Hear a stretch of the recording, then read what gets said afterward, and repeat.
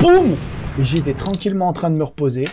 Super. Et il y a une vidéo qui est sortie sur une chaîne YouTube, la chaîne d'un YouTuber, et il a fait appel à un hypnotiseur pour faire de l'hypnose. Tu me diras, s'il avait fait appel à un hypnotiseur pour faire des brioches, c'est un peu con, hein, ça sert à rien.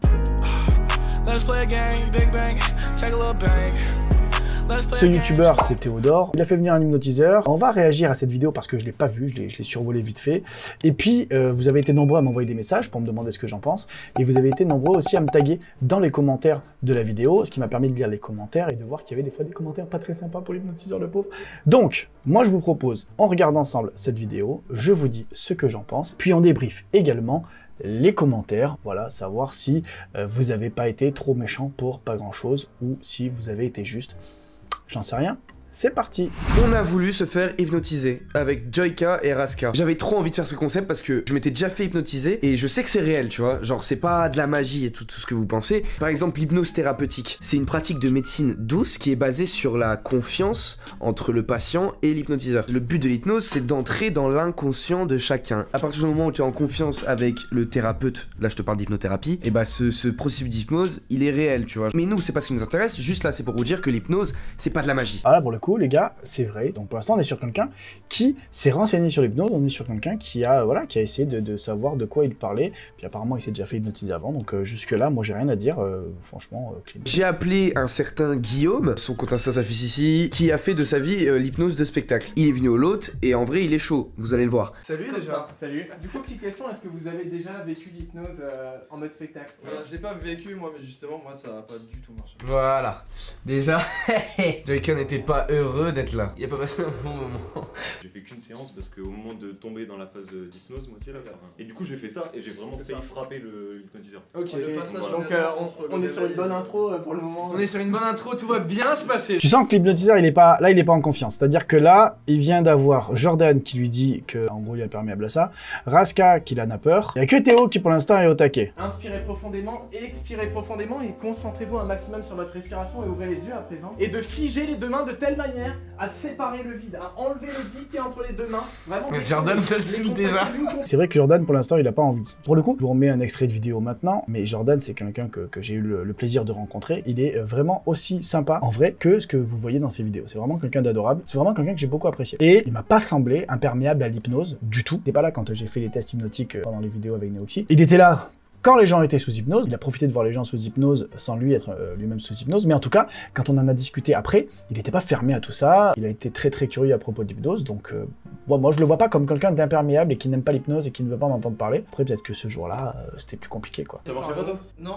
Mais je vous expliquerai un petit truc d'ailleurs par rapport à cette première exercice. C'est vrai que ça met pas forcément l'hypnotiseur en confiance, c'est-à-dire que t'as Jordan qui lui dit bah non, forcément si tu te retrouves dans ce cas de figure, ça peut te mettre un peu le stress, il y a les caméras, tu sais quand même, Théodore c'est pas un petit youtubeur, tu vois, il a pas 50 abonnés, donc tu sais que la vidéo elle va être vue. Voilà, mais je vais pas vous mentir, hein, quand il y a eu l'extrait tout à l'heure de la vidéo avec Kameto, la vérité, t'arrives, Kameto, tu sais très bien que ça va être un live, qu'il va y avoir au moins 10, 15, 20 000 personnes qui vont regarder.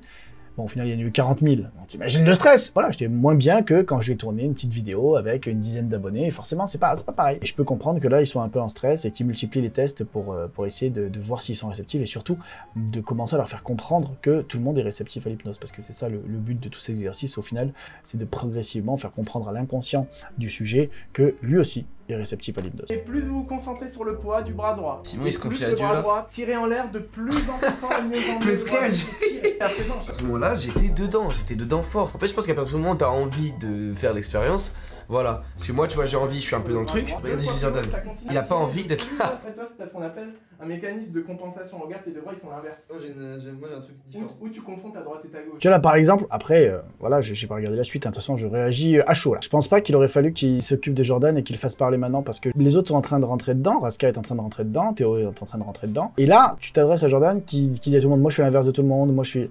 Et donc forcément, ça peut déconcentrer les autres. Après on va voir comment il va se débrouiller. Non, c'est juste qu'il lui manque une couille. En fait, suffit. Hop, tu vois. Et tu vois, ça a pas raté. Tu vois, je l'ai dit. Et forcément, t'as Raska qui parle de couilles en plein milieu et donc forcément, forcément, bah voilà, ça fait rire et ça te sort de l'ambiance. Et donc là, le fait de les laisser faire des blagues et tout, s'il y a bien un moment dans mon spectacle où je demande toujours d'être vraiment calme et de parler le moins possible, c'est le moment où je fais mes tests, parce que justement, c'est là où je dois embarquer les gens, où je dois créer un bon contexte. Et forcément, quand tu es avec tes potes et que tu parles de couilles, que tu rigoles de choses et d'autres, bah c'est pas le contexte où tu as envie de t'endormir, entre guillemets. Bah là, c'est un peu pareil. Est-ce que tu peux te retourner, fermer les yeux? Il vient pas sucer tout le monde. Tu vois, regarde, ça reparle encore de... Et hop, j'adore. Alors, on va se la refaire. Et regardez les gars. Il vient pas sucer tout le monde. Attention. Voilà, tu vois, c'est énorme. Il a l'air adorable, ce mec, en plus. On sent un peu de détresse dans son regard, en fait. En mode, oh putain, comment je vais faire pour m'en sortir? Et c'est normal, il y a très peu de sujets. Il se retrouve avec des sujets qui ont envie de rigoler, de faire les cons. Forcément, il se retrouve un peu en galère. Appuyez vraiment un doigt contre le doigt. Ça me fait rire, mais franchement, là, ça me fait rire de voir Raska faire le con. Mais par contre, je serais à sa place, ça me ferait pas rire. Enfin, ça me ferait beaucoup moins rire, clairement. Tu vas sentir le corps qui va devenir de plus en plus lourd. Et plus tu vas rigoler, et plus tu vas commencer encore à basculer dans cet état de détente. Et quand je vais compter jusqu'à 3, tout le corps va se relâcher d'un coup à moins. La nuque est de plus en plus lourde. Avant 2 complètement et avant 3 d'or. Maintenant. Un peu un échec, tu vois. En fait, tu sais, t'entends encore ce qu'il te raconte. Genre, tu sais très bien que t'es conscient, tu vois, t'es pas endormi. Donc là, ouais, il multiplie les tests. Et alors, le pire de tout, un hypnotiseur, quand il est dans une salle, il va toujours chercher la personne la plus réceptive, celle qui est déjà le plus loin dans son état hypnotique, parce que ça va directement faire une sorte de tri dans la salle. Tous les gens qui ont encore un petit peu peur de l'hypnose, entendant que quelqu'un part en hypnose, ça va les bloquer et ils vont sortir de l'état hypnotique qu'ils sont en train de mettre en place. Et tous les gens qui, eux, sont prêts à partir en hypnose, le fait d'entendre quelqu'un qui part, se dire « Waouh, mais c'est vrai, c'est réel, ok, c'est maintenant, je vais moi aussi partir en hypnose » et ça va les convaincre d'aller plus loin dans leur état hypnotique. Donc une sorte d'effet domino, et à chaque fois qu'une nouvelle personne est mise sous hypnose, ben, ça en convainc encore d'autres, et ainsi de suite, ainsi de suite, ainsi de suite. C'est un cercle vertueux qui se passe. Le problème, là, c'est qu'il vient de faire des tests, il a fallu 3 Alors, au montage, 3 tests, parce qu'il en a fait plus. Donc déjà, ça met pas forcément l'hypnotiseur en confiance, de voir qu'il faut autant de temps pour les mettre dans le bon contexte. Et ensuite, quand il commence à mettre en place le truc, il s'aperçoit qu'il n'est pas, enfin, que Théodore n'est pas complètement prêt. Je jure, j'ai pas encore vu la vidéo, mais à mon avis, ça m'étonnerait qu'il arrive à faire partir Théodore plus que ça. Là, tu vois, le fait que ça ait raté, ça dit à Théodore, ah, t'as vu, je suis pas encore prêt, ou ah, t'as vu, enfin, tu vois, ça peut le bloquer. Le corps va commencer à tirer de plus en plus en arrière. Donc je vais appuyer sur la nuque avant 3, il va se relâcher complètement. 1, 2, 3, maintenant. Et tu vois, voilà, regarde. En gros, j'arrête pas de dire, l'hypnose, c'est une sorte de point de bascule entre l'éveil et le sommeil, hein, pour vulgariser tout ça. Et en fait, Théodore, il a fait ça. Voilà, il n'est pas resté en équilibre, donc resté sur le point hypnotique. Il a fait hop, et le fait qu'il soit revenu, ça peut être lié à ce que je disais tout à l'heure. Donc jusqu'à 3, tu vas pouvoir ouvrir les yeux. Je sais pas ce qui se passe, t'es complètement bloqué, collé, assis sur cette chaise, impossible pour toi de te lever. Est-ce que ça a marché selon vous? Est-ce que je vais me sentir collé à cette chaise? En vrai, dites-moi, je m'en souviens plus du tout. Ça va? Ouais. On l'a fait juste avec une première partie du corps. Je crois que le cut du monteur veut dire bah c'était pas impressionnant du tout quoi. Donc je crois il n'était pas coincé sur la chaise. Moi je dis pour l'instant, chapeau à l'hypnotiseur d'avoir continué. Il y a intérêt, et donc c'est son cas, à connaître beaucoup de techniques hypnotiques pour pouvoir faire partir les gens de différentes manières, parce que clairement c'est pas un contexte qui est évident. Ton prénom il est sorti totalement de ton esprit, t'as beau essayer d'y penser bien fort, il est sorti totalement de ton esprit. Mais d'abord, à chaque fois que je dirai le mot stop, tu seras bloqué dans la position dans laquelle tu es. Et à chaque fois que je dirai le mot play, tu déplaceras facilement 1, 2, 3, ouvre les yeux.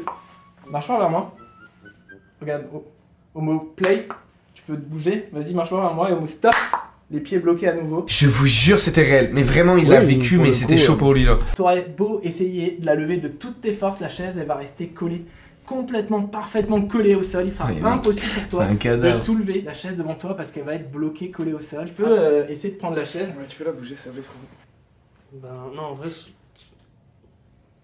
Et en fait, il se rendait compte de ça, genre, je vous jure, c'est vrai, genre. C'est vrai que certains sujets se rendent compte que ce qu'ils font, c'est totalement con. Par exemple, pour ce cas-là, se dire, non mais je sais que c'est une chaise, je sais que ça pèse 2-3 kilos, mais là, ben, incapable de la lever. Et ça arrive plein de fois, hein. Et moi je trouve même que c'est les meilleurs sujets parce qu'ils ont conscience que c'est pas réel et pourtant ils le font quand même. Et c'est ce qui rend, je trouve, la séance qu'on est en train de faire beaucoup plus crédible. Donc là, je viens de réagir rapidement à la vidéo. Pour moi, c'est très très loin d'être un mauvais hypnotiseur parce qu'il connaît énormément de techniques. Et d'ailleurs, il les a pas mal étraînés pour cette vidéo, pour essayer de faire partir au mieux les sujets. Moi, je pense que c'est juste quelqu'un qui manque un tout petit peu d'expérience, et notamment envers YouTube. Moi, je propose de réagir un petit peu aux commentaires. On va pas tous les regarder. On va regarder quelques-uns, je les lis. Tu vois, il y en a qui dit, ça me fume, à chaque fois qu'ils font une blague gênante, l'hypnotiseur regarde la cam en mode, qu'est-ce que je fais là? C'est pas vraiment en mode, qu'est-ce que je fais là? C'est en mode, aïe aïe, comment je vais faire, puisqu'ils sont en train de se dissiper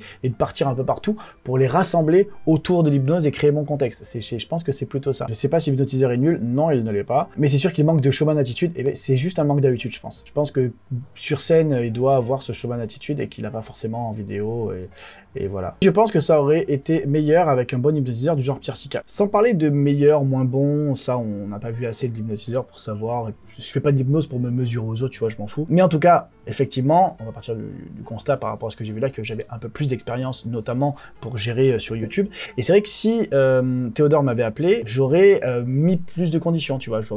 Il m'aurait dit, on va être 3, j'aurais dit non. Clairement pas. Quand Côté m'a contacté pour la vidéo avec Kameto, j'ai demandé à ce qu'il y ait du monde et il m'a assuré qu'il y aurait au moins 8 personnes. Au final, ils étaient 10, donc encore mieux. Mais voilà, il m'a assuré qu'il y aurait au moins 8 personnes. Parce que plus on va avoir de monde, plus le nombre de réceptifs rapides à l'hypnose va augmenter et plus on a des chances de faire une belle vidéo. Le problème, c'est ça, c'est que quand il n'y en a que 3... disons qu'une personne sur 2 est réceptive rapidement, donc déjà ça fait que 1,5. Et en plus, dans un contexte comme ça, un peu de spectacle ou de vidéo, on tombe facilement plus sur les 30%, et 30% de 3 personnes, ça en fait qu'une. Et on voit que Théodore est à moitié hypnotisé, le cadreur un peu plus, on va dire 3/4 hypnotisé, mais voilà, donc ça paraît logique. Mais voilà la petite diff qu'il pourrait y avoir, au-delà d'être meilleur ou pas meilleur, voilà, c'est surtout de bien poser tes consignes, poser tes conditions, parce qu'il en va aussi de ton image, quoi, tout simplement. Donc en gros, si on doit faire le bilan, les amis, sur les commentaires, non, l'hypnotiseur n'est pas nul, c'est juste qu'il n'est pas dans son élément, et moi je le plains plus qu'autre chose, parce que franchement, j'aurais pas aimé être à sa place à ce moment-là, parce que vraiment, ça a été très compliqué pour lui, je pense. D'ailleurs, je lui passe un petit message, si tu veux qu'on discute, si tu as envie de parler un peu de tout ça, n'hésite pas, tu m'envoies un petit DM, frérot, et puis on en discute. Voilà, j'espère que cette vidéo vous a plu, j'espère que vous avez appris des choses par rapport à la vidéo d'hypnose de Théodore. Si ça vous a plu, bien sûr, vous mettez le petit pouce bleu, ça soutient, ça fait plaisir. N'hésitez pas à mettre un petit commentaire sous cette vidéo pour donner de la force à Guillaume, l'hypnotiseur de la vidéo de Théodore. Donnez-lui de la force, je suis sûr qu'il viendra voir ma vidéo React, et comme ça, il aura plein de commentaires qui lui donnent de la force, ça fait plaisir. Merci à tous ceux, en tout cas, qui avaient posé mon nom dans les commentaires de la vidéo de Théodore. Merci à ceux qui m'ont envoyé des messages pour me parler de cette vidéo. Et bien sûr, avant qu'on se quitte, tu t'abonnes, t'actives la petite cloche pour être prévenu des prochaines sorties. Puis moi, je te dis à très bientôt sur les réseaux sociaux, sur une prochaine vidéo. Ciao, ciao.